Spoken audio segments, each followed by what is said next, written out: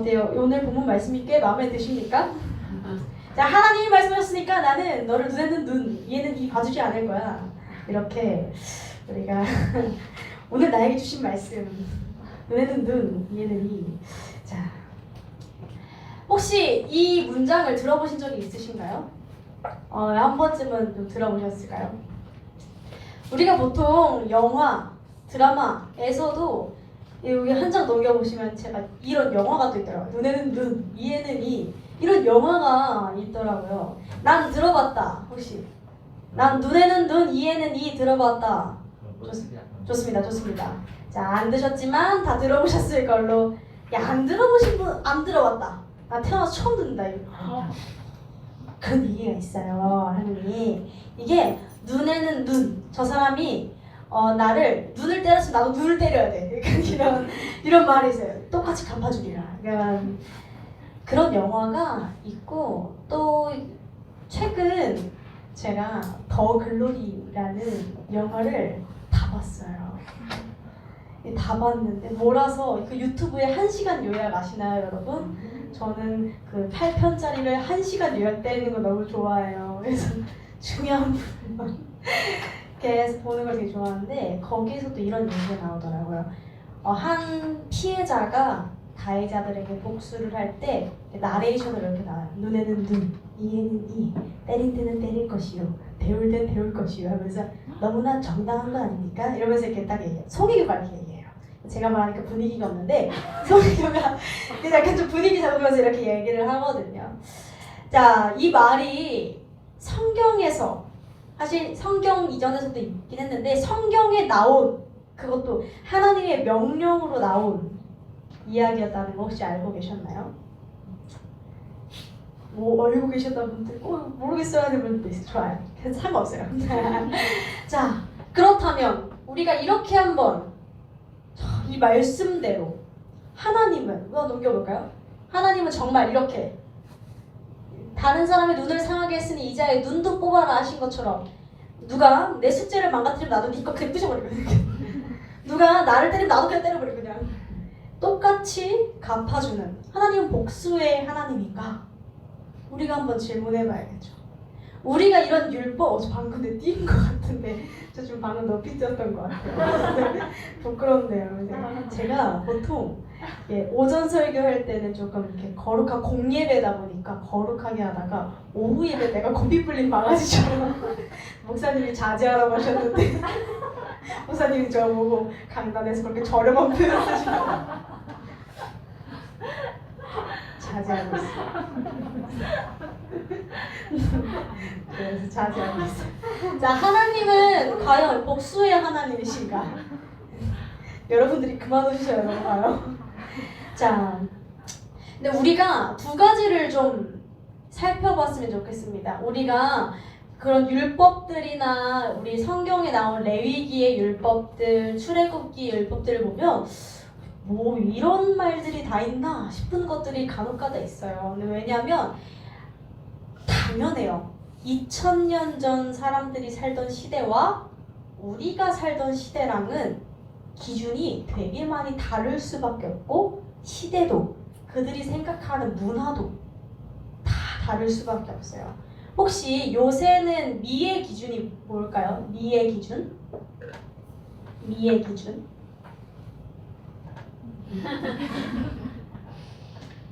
알았어요. 알게요. 뭐 날씬하고 뭐 약간 몸에도 약간 글래머하고 쌀가루를 쫙 이렇게 눈 크고 얼굴 조그맣고 얼굴 하얗고 이런 딱 요즘 미인 송혜교 씨 진짜 예쁜 것 같아요. 송혜교. 저는 한효주. 약간 그런 느낌의 참 미인이잖아요. 예전에는요 어떤 시대가 있었냐면 혹시 아세요? 예전에 그런 초상화를 보게 되면은 속눈썹 없는 그림들이 있어요. 혹시 보시면 모나리자도 눈썹 없고 다 이러잖아요. 미의 상징이었대요. 그때 눈썹 다 뽑는 게 상징이었대요. 미의 상징. 속눈썹 다 뽑는 게 미의 상징이었을 때도 있었대요. 이게 순결함의 상징이에요. 속눈썹 다 뽑으면 눈썹 다 들어가요. 어떤 때는 눈썹 사이를 이어서 그릴 때가 가장 예쁘게 여기를 이렇게 검정색으로 칠하는 거예요. 눈썹 사이를. 이게 미의 기준일 때가 있었대요. 우리로서는 이해할 수 없죠. 그리고 우리나라의 예전 그 정말 청동기 시대 이때 가면은 좀 살이 좀 도톰하게 있고 아이를 잘 낳을 수 있는 좀 체격이 있는 여자가 아름다운 여자였다고 해요. 그러니까 시대가 달라짐에 따라서 확실히 이런 기준이나 사람이 살아가는 삶의 방식이 달라질 수밖에 없어요. 그래서 우리는 이런 구약의 성서에 대한 이야기를 들을 때 반드시 이 시대적인 흐름을 조금 이해해야 할 때가 때로는 있어요. 우리가 두 가지를 기억해야 합니다. 첫 번째는요, 우리 출애굽기 20장 22절부터 23장까지의 말씀은 10계명 밑에 있는 법이라는 것을 우리가 기억해야 돼요. 우리가 한 장 더 넘겨볼게요. 우리나라 헌법에도 보면요, 그 가장 으뜸이 되는 법이, 우리나라 가장 으뜸이 되는 법이 헌법이죠. 그리고 그 밑에 법률, 조약, 대통령령, 총리령, 행정규칙, 자치법규 쭉쭉쭉쭉 있어요. 그렇죠? 이게 헌법을 기준으로 상세한 조항으로 더 이렇게 내려가는 거죠. 헌법을 기준으로 해서. 자, 성경도 똑같습니다. 10계명이 가장 기준이 되고 그 밑에 세부 조항들, 10계명으로 다 담아낼 수 없는 세부 조항들이 쭈루루루 상세하게 기록되어져 있습니다. 그리고 이것은 10계명 아래에 있는 10계명을 기준으로 한 상세한 법임을 우리는 기억해야 돼요. 10계명에 담긴 하나님의 마음은 뭐다? 하나님 사랑, 이웃 사랑을 근간으로 해서 만들어진 것이 이 법들이다. 이걸 꼭 기억해야 돼요. 자, 두 번째로는요, 이걸 기억해야 합니다. 법은 왜 있냐면 질서를 위해 있습니다. 하나님은요, 우리 창세기에도 보면요, 항상 하나님은 질서의 하나님이세요. 안 넘어가네요. 하나님이 천지를 창조하실 때에도 이렇게 하세요. 하나님이 태초에 천지를 창조하시니라. 하나님이 창조를 하시기 전에 땅이 혼돈하고 공허하고 흑암이 깊음 위에 있었으나 하나님이 빛을 만드시고 빛과 어둠을 나누시고 빛을 낮이라 부르시고 어둠을 밤이라 부르시고 물과 물을 가르시고 하면서 질서를 만들어 나가십니다. 하나님은 만드시는 데에도 먼저 지면을 만드시고 그 위에 동물과 생물들을 만드시고 하늘을 만드시고 그 위에 동물들을 또 만드십니다. 하나님은 언제나 질서가 있으신 하나님이었어요. 왜 이 질서가 중요하냐 하면요, 질서가 없을 때 우리 사람들은요 혼돈하여집니다. 혼돈하여지면 우리들 가운데 있는 욕망을 제어할 수가 없습니다. 이 욕망을 제어하지 못하면 결국 생명과 인격을 보호받거나 존중받을 수 없게 됩니다. 우리가 나라에 속하려는 것도, 우리가 공동체에 속하려는 것도 어떻게 보면 보호의 차원도 있습니다. 나를 적어도 지켜줄 울타리, 기본적인 울타리, 나의 기본적인 인권을 지켜줄 울타리, 그것이 이 법 안에서, 우리들의 울타리 안에서 이루어진다는 거예요. 자, 이스라엘 백성들은 출애굽을 하기 직전에 신분이 뭐였을까요? 네, 노예였습니다. 노예로 400년을 살았는데 그들에게 질서가 있었을까요? 노예로 400년을 살았는데 그들에게 다스리는 법에 대해서 알고 있었을까요? 도덕? 준법 정신? 아니요. 그들은 아무것도 없었어요. 그들에게는 우리들이 가지고 있는 기본적인 이런 에티켓, 사회 에티켓, 준법 정신 이런 게 없었어요. 적어도 그건 이런 기준조차도 없었다라는 거예요. 그 가운데 하나님이 그런 그들을 출애굽해서 끌어내셔서 얘네들을 이제 하나님 나라의 백성으로 살려면 질서도 있어야 되고 어떻게 사는 법도 가르쳐야 되는데 하기 위해 법을 만드시기 시작한 겁니다. 우리가 이 시대 상황을 계속해서 주의할 필요가 있는데요. 이때 당시는 우리는 지금 다 신분의 계급이 없죠. 막 이렇게 물으면 어떤 분들은 그렇게도 말씀하시더라고요. 아, 저는 회사원이라는 노예예요. 이렇게 회사의 노예입니다. 막 이렇게 하시는 분들이 있는데 사실상 그럴 수는 있겠으나 없죠. 근데 이 당시에는 노예제도가 있었습니다. 노예제도가 있었고요. 이 당시에는 그런 법과 테두리가 사람의 인권이 잘 세워지지 않았다 보니 인구 수를 셀 때에도 성인 남자만 셌습니다. 성인 남자만 셌다는 건 무슨 뜻일까요? 노인, 어린이, 여자는 재산으로 쳤다는 거예요. 우리가 재산 셀 때 나는 뭐 자가 집 있고 차 한 대 있고 소 키우고 말 키우고 이렇게 재산을 하죠. 그렇게 몇 명의 아내가 있는지 몇 명의 자식이 있는지를 재산으로 따졌어요. 사람으로 따진 게 아니라요. 그러니 이 사람들은 머릿속에 어떤 생각이 있었냐면요. 사람으로서 마땅히 존중해주고 보호해줘야 돼가 아니라 내 사유재산인 내 목이었어요. 그러다 보니 만약에 내 노예가 내 물건을 하나 깨부셨어요. 실수로. 항아리를 깨부셨네. 물통 항아리를. 그러면 이 주인이 너무 화가 나는 거예요. 그러면 이 사람이 어떻게 하냐면 어차피 내 재산이잖아요. 사람으로의 존중 없잖아요. 그냥 때리는 거예요. 뒤지게 맞는 거예요. 그냥 때리고 때로는 죽이기도 하고 자기 감정대로 자기 성질대로 사람 목숨이 그렇게 손해되는 세상이 이렇게 법이 테두리가 없는 세상이었어요. 그래서 하나님께서 눈에는 눈, 이에는 이, 때린 데는 때린 대로, 다치게 한 데는 다치게 한 대로 라고 명령하신 것은요. 하나님께서는 이걸 말씀하신 거예요. 권력에 따른 지나친 보복을 하지 말아라. 딱 그만큼만 해라. 최소한의 선을 만들어 주신 거예요. 이런 질서와 안전한 울타리를 만든 것이죠. 실제로 이 성경의 다른 구절들을 좀 살펴보게 되면 사람이 생명에 대한 인간의 태도를 가르칩니다.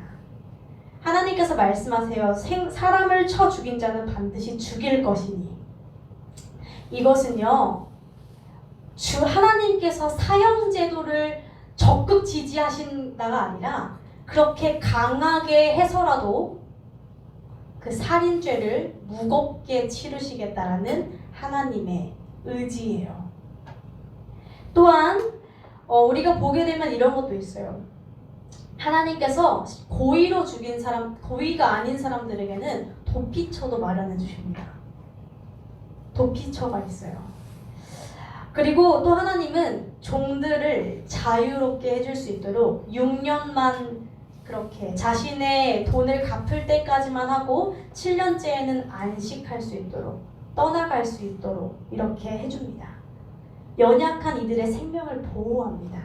하나님의 이런 전체적인 것들을 봤을 때 눈에는 눈으로 이에는 이로는 복수하기 위해서 있는 것이 아니라 지나친 보복을 막기 위해서 있었던 하나님의 법임을 우리는 깨달을 수 있는 것이죠. 자, 그런데 시대가 바뀌었습니다. 지금은 노예제도 없습니다. 지금은 우리도 압니다. 지나친 보복하면 바로 소송 들어가는 거 압니다. 아멘. 그거 여기서 아멘하면 안 돼요. 이거 소송 들어와요. 왜냐면 자, 아멘의 뜻은 하나님, 네 그렇습니다. 그렇게 하겠습니다. 자, 소송 들어와요. 아멘. 하나님 소송 들어오겠습니다. 그러니까 지금은 아멘하면 안 돼요. 알았죠? 자, 어디까지 했죠? 소송까지 했어요. 그렇죠? 지금 상황이 나랑 감사해요. 역시 가장 앞자리 좋아요. 지금은 시대가 달라졌어요. 우리는 고민해 볼 필요가 있습니다. 하나님의 말씀인 성경을, 이 구절을 문자적으로 지킴이 옳은가? 이 안에 있는 하나님의 마음을 따르는 길이 옳은가? 이렇게 고민해 보았을 때 우리는 후자일 겁니다. 문자적으로 지키는 것이 반드시 옳은 것은 아닙니다. 문자적으로 지켜야 하는 구절도 분명히 있습니다. 복음에 대한 구절, 예수 그리스도에 대한 구절은 시대가 흘러도 변하지 않는 구절입니다. 그러나 시대의 특성을 고려해야 할 구절도 있습니다. 우리는 성경을 읽을 때 그 안에 담긴 하나님의 마음을 보아야 하기 때문이죠. 예수님께서는 그래서 이에 대한 새로운 해석을 하십니다. 마태복음 5장에서 해석을 하시는데요. 우리가 이 눈에는 눈으로 이거 할 때 이 구절을 정말 싫어합니다. 5장 38절에서 42절인데요. 예수님께서 이렇게 말씀하십니다. 또 너희가 눈은 눈으로 이는 이로 갚으라 하였다는 것을 너희가 들었으나 나는 너희에게 이르노니 악한 자를 대적하지 말라. 누구든지 너의 오른편 뺨을 치거든 왼편도 돌려내며 또 너를 고발하여 속옷을 가지고자 하는 자에게 겉옷까지도 가지게 하며 또 누구든지 너로 억지로 오리를 가게 하거든 그 사람과 심리를 동행하고 내게 구하는 자에게 주며 내게 꾸고자 하는 자에게 거절하지 말라. 우리가 이 말씀 너무 듣기 싫어할 것 같습니다. 저도 이 말씀이 참 싫습니다. 예수님께서는 새롭게 해석을 하십니다. 하나님의 그 기본적인 울타리를 가지고 이제는 그것을 악용하는 사람들이 생긴 겁니다. 눈에는 눈으로 하라 했잖아. 똑같이 맞아야지.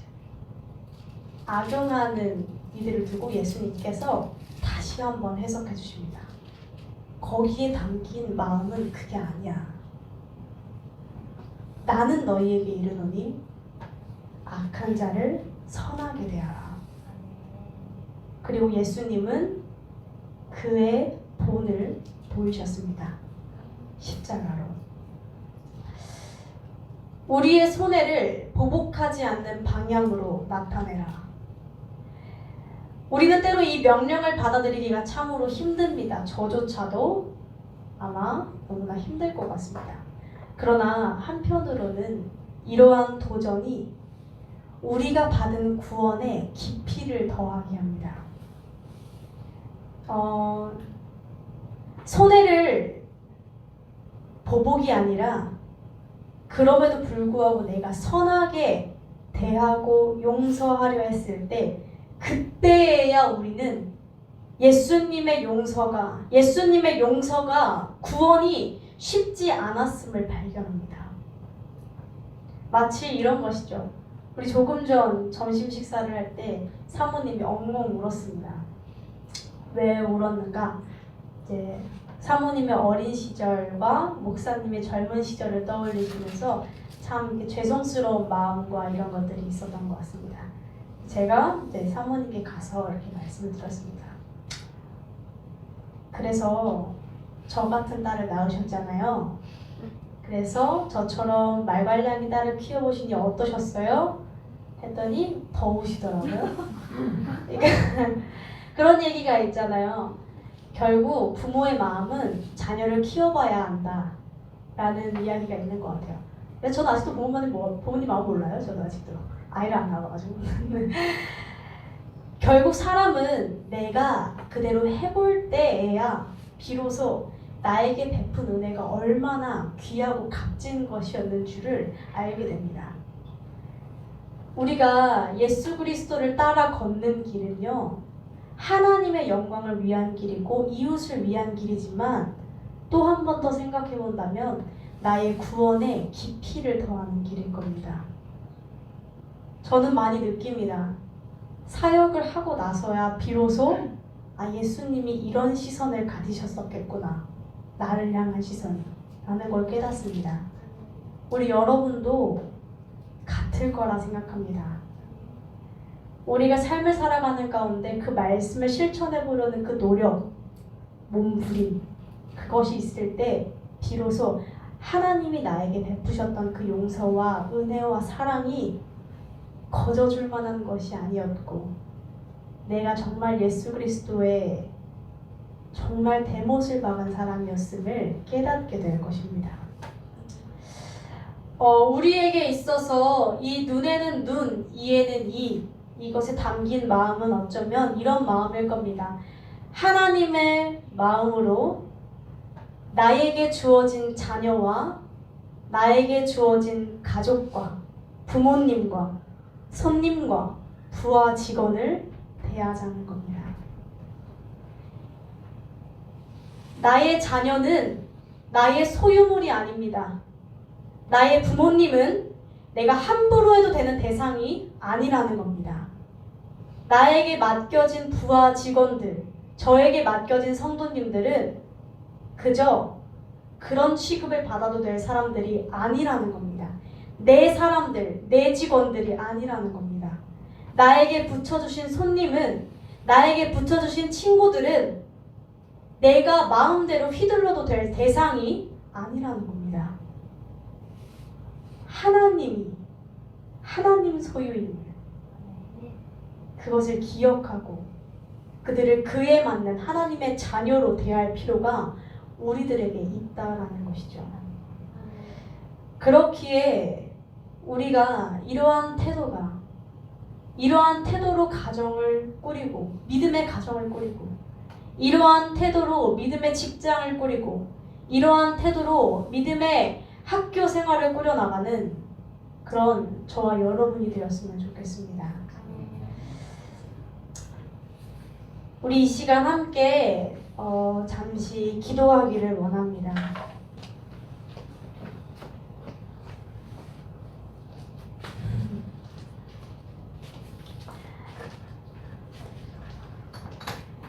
함께 기도하기를 원하는데요. 우리들이 가장 먼저 기도하고자 하는 것은 이 시간 회개하는 시간이 있었으면 좋겠습니다. 불 한번 꺼주시겠어요? 네, 불 한번 꺼주시겠어요? 우리가 한번 곰곰이 떠올려 봤으면 좋겠습니다. 어쩌면 나는 그동안 나의 자녀, 나의 부모, 나의 동료, 부하 직원, 손님, 친구, 나의 것으로 생각하지 않았는가? 나의 시간, 나의 돈, 나의 것으로 생각하지 않았는가? 저 또한 최근 많이 되돌아봅니다. 내 사역으로 생각했구나. 제가 최근에 지나치게 분노가 좀 많았습니다. 아무도 모르셨겠지만 저 혼자 분노가 너무 이랬습니다. 생각해보니 내 것이라고 생각했기에 분노가 일었던 것 같습니다. 내 것이라고 생각했고 나의 시간, 나의 하루라고 생각했기에 내 맘대로 되지 않는 게 화가 났습니다. 내 맘대로 통제되지 않는 게 화가 났습니다. 주변 사람들도 마찬가지였죠. 저 사람은 왜 저래? 라고 생각했는데 저 사람은 저 사람만의 생각이 있었습니다. 내 마음대로 통제될 수 있는 것이 아무것도 없었어요. 우리가 이것을 너무나 당연한 사실을 잊고 사는 것 같습니다. 우리가 그런 게 있대요. 저 이거 또 어디서 주워 들었는데 사람의 관계는 원으로 돼 있대요. 이렇게 이렇게 잠깐 보시겠어요? 저희가 한 10초 동안 이러고 있어요. 나랑 가까운 사람, 또 가까운 사람, 또 가까운 사람. 이렇게 이걸 뭐라 그러죠? 다트판 말고 관역처럼 정중앙에 내가 있고 이 주변 사람들 이렇게 관계가 쳐져 있대요. 그래서 나랑 가까울수록 내가 이 주변 사람을 나로 착각한다. 그래서 우리가 이 옆 사람이 나인 줄 알고 통제하려고 한대요. 내 마음대로 안 되면 화가 난대요. 저는 이게 가장 잘 드러나는 게 저희 부모님입니다. 아, 엄마 이거 왜 이렇게 하는 거야?를 저희 엄마한테 제일 많이 합니다. 그 다음이 저희 할머니, 목사님입니다. 우리 성도님들은 아무도 그러신 분이 없겠지만 저는 목사님께 꽤 자주 대듭니다. 목사님 이거 아니잖아요. 이렇게 내 마음대로 목사님을 통제하려고 합니다. 우리가 잘 생각해보면 나는 내 부모님한테 그러고 있을 겁니다. 내 가장 친한 사람들한테 그러고 있을 겁니다. 죄는요, 엄청난 걸 하는 게 죄가 아닙니다. 살인해야 죄가 아닙니다. 하나님의 것에 올려두지 않는 것이 죄입니다.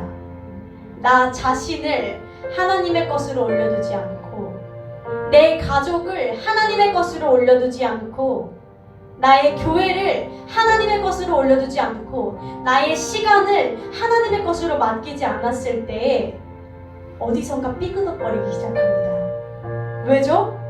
어차피 내게 아니었으니까요. 삐그덕거리는 게 당연합니다.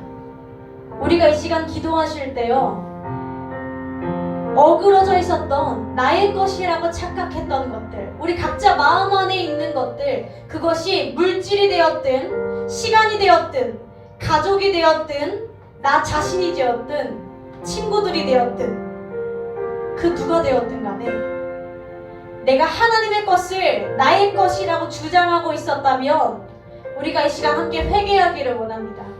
우리가 이 시간 함께 주여 삼창하시고 기도하며 나아가기를 원합니다. 주여